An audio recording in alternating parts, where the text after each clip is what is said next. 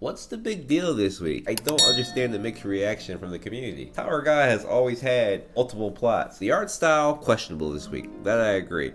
But things are happening. Let's start from the top. To me, this might be the most important bit. I've had my thoughts about Kirin for the past few months. I've been deeply interested in his character strictly for his design. But the fact that he may be a traitor himself is crazy to me because he's the second in command. We start off with him discussing the events with Traum and Gustang, and he also discusses what's going on with Lobanon. Now, I want to know you guys' interpretations of what you thought Kirin said, because the wording is tricky here. There's one thing I love about CU is that you can interpret things how you want here. We're gonna move a couple panels ahead and see that Gururu said that he was stabbed in the back. Now, here's my thoughts. Kirin and Gururu are both a part of the revolutionaries.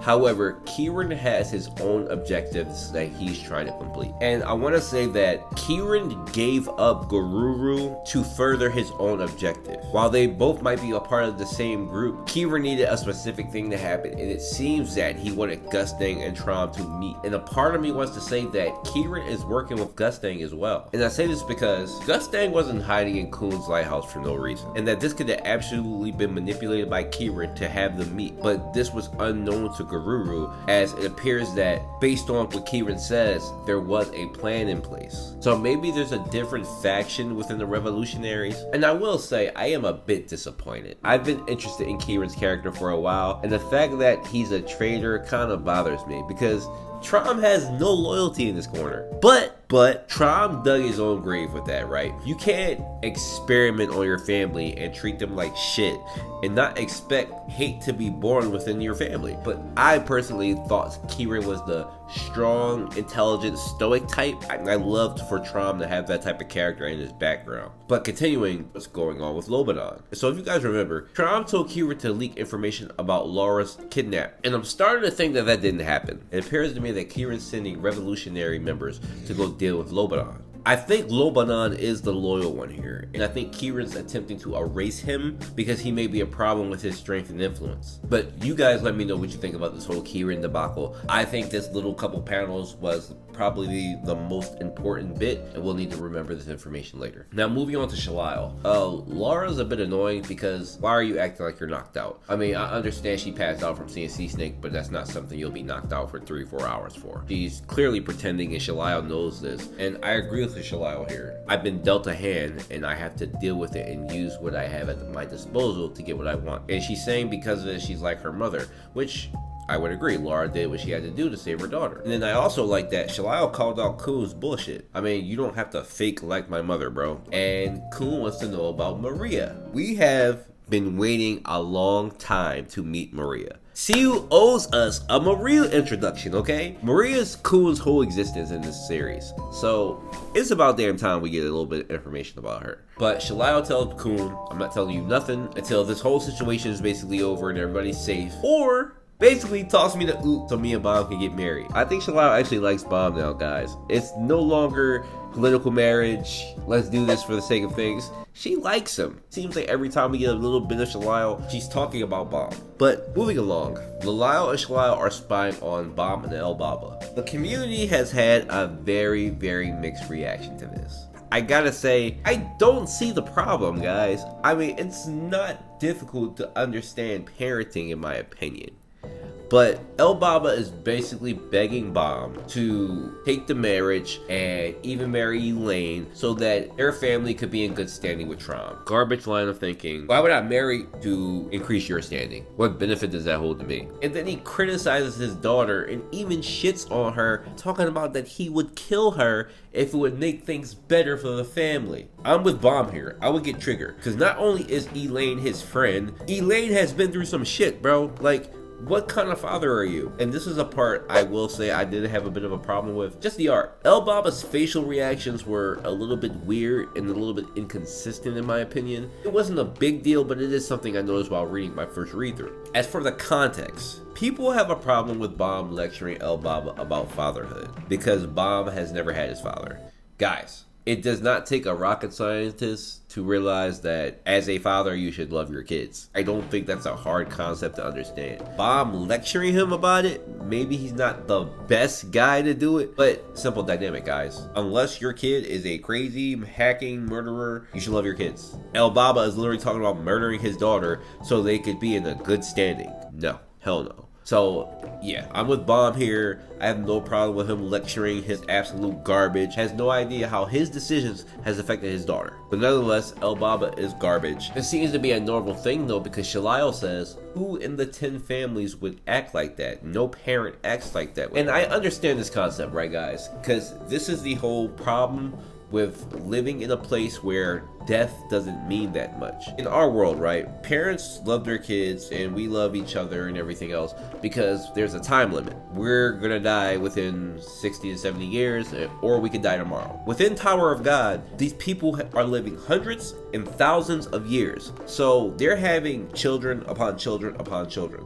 So to them, losing one child means absolutely nothing. So the value of love there doesn't mean anything if you guys understand that concept.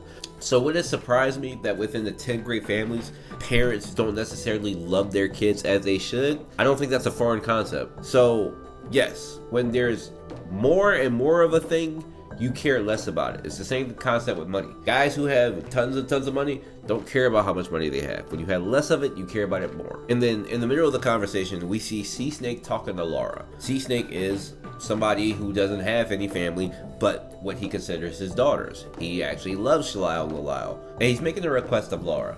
Let me know your thoughts here. I have absolutely no idea what Sea Snake can be thinking here. I mean, he's basically been tagging along, not to mention that he murdered a bunch of girls. I don't know what his significance is in the story anymore. So the conversation with Elbaba and Baam ends, and Elbaba starts thinking that he can murder Shalil and Lalil. I didn't expect this development. However, I do understand his line of thinking because they should currently be in the shithouse with Traum.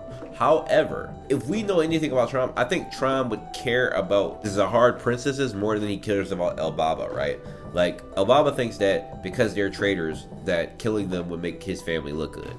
I think their value is a lot higher than that, so he would make a mistake by killing them. However, big sister Yuri Zahard is on the ship.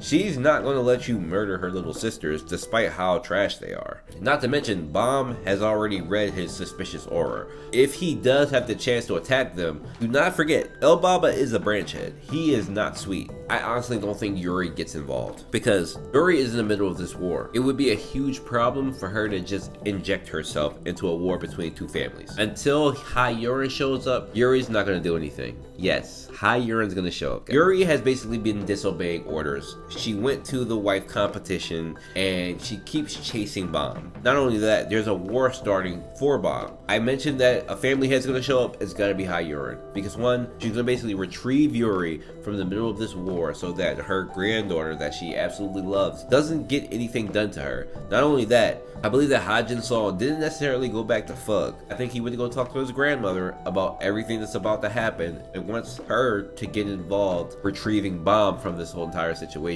Now, I don't think she'll necessarily side with Baam, but I do think she'll be interested in meeting the guy who's been taking her granddaughter, who her grandson has been training as his own.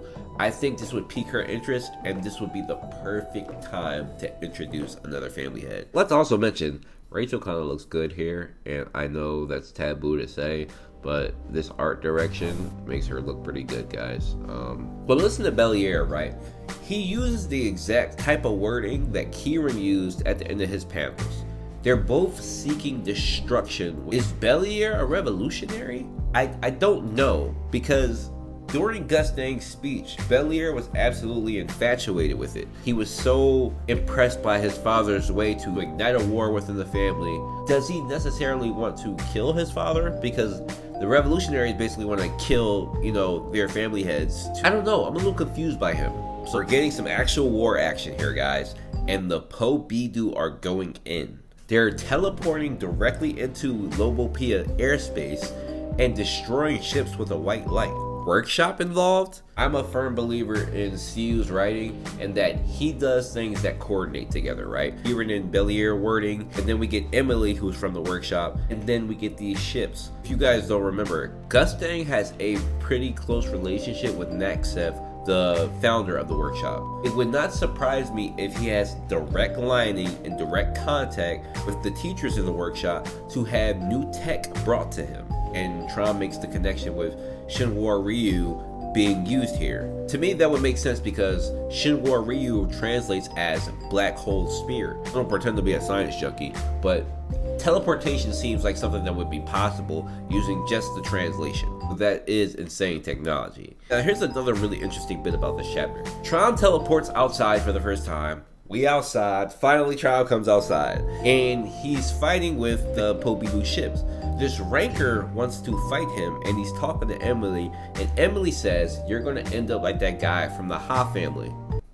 Guys, I've been wondering about the wording Traum used back in the hotel when he said that Jin Song has been basically not disobeying, but not necessarily fearful of the family heads since way back when. I'm thinking that Jin Song fought or challenged Traum before, but wasn't killed because of who he is. He is Hayurin's grandson, and Traum's not going to kill one of his friend's grandchildren. So I think that's interesting. I think we definitely need to remember that for later on. This may be the reason why he's such a legend, because he may be one of the few people in the tower who actually challenged the family head and lived to tell the tale. Traum pulls out another beast, El Gore the Slothful. Is Traum's 7 beasts based on the 7 deadly sins? What are the other beasts that we've seen? What are their sins? Rest in peace to the Bobidu family that Traum's hunting down. So this part with Baam and Leviathan, right? It's giving me Naruto vibes, and I'm not that person. I hate making comparisons to other series. But the first thing I saw when I see Leviathan coming around Baam's shoulder is Kurama trying to influence Naruto. But what is the wording here Leviathan's using? He says that Traum is an unnatural being. Now, I don't know if that's referring to irregulars in general, but it sounds like he's saying that Traum is something other than an irregular. But he's telling Baam that if you collect the 3 dragons in Traum's possessions, we can possibly kill him. Yeah, I'm with the community on this one. How is Baam family head level if he absorbs 3 dragons? Now, don't get me wrong, Leviathan is incredibly powerful. If Leviathan can somehow absorb their energy, he's strong enough to possibly land a killing shot on Traum. I don't know, guys. I don't know. That seems a bit of a reach for me, and it seems like a bait that Leviathan is trying to get Baam to do. But as we already discussed, Baam is not going to kill Traum. But it's crazy how I said this last week that something may happen where Baam may have to kill Traum. You never know with this series, man. Baam may actually end up in a situation where Baam has a killing shot on Traum. The disaster is coming. You know, Siu doesn't do things like this for no reason. Something's gonna happen to Traum, man, and he may be the first family head to die. But even so, Baam being family head level from absorbing 3 dragons doesn't make sense to me. Here are my predictions for the next chapter. I think we go back to Lobanan and Yama's group, where Lobanan and Yama may be fighting. So correct me if I'm wrong, Yama's ship transported in the same area as Lobanan's space area, correct? On top of what Kirin sent, Lobanan could be overpowered and possibly killed. I'm not sure. He is supposedly extremely powerful by what Kirin said, but I think we get that perspective change where we go on to see what's happening on that side. And then also, everything I mentioned about Jin Song and the Ha family earlier, I think we get a Hayurin introduction or maybe even a silhouette. I think we get to see what Jin Song is up to. Again, I don't think he went back to fuck. I think he went back to go talk to his grandmother, and I think we may see a conversation here. I don't know, guys. I mean, but seriously, this may have been Jin Song's plan the entire time. I mean, even inviting Yuri to the Lobopia ship was already a sus move, right? Because, like, I understand you wanted Baam to have friends that may come help him, but this could have, the long play could have been if Yuri gets herself in a situation where Pobidu and Lobopia have to fight each other, she can't necessarily do anything and may be stuck, and grandmother may have to come rescue her, as she may have did for Jin Song in the past. If I'm reaching, let me know if I'm reaching, but that sounds kind of like something that would happen, right? But that's all I got for my predictions. Here's a chapter rating, guys, 7 out of 10. solid chapter. A lot of information, a lot of plots developing. Again, I don't have an issue with this. I know some people may, but yeah, you guys leave your comments, leave your thoughts. You know I love reading them and responding. I am trying to do a discussion maybe Friday night or Saturday night. I'll let you guys know if you want to be a part of that. I will definitely send the Discord link where you also have to be in voice. But yeah, guys, thanks for watching, and I'll see you soon.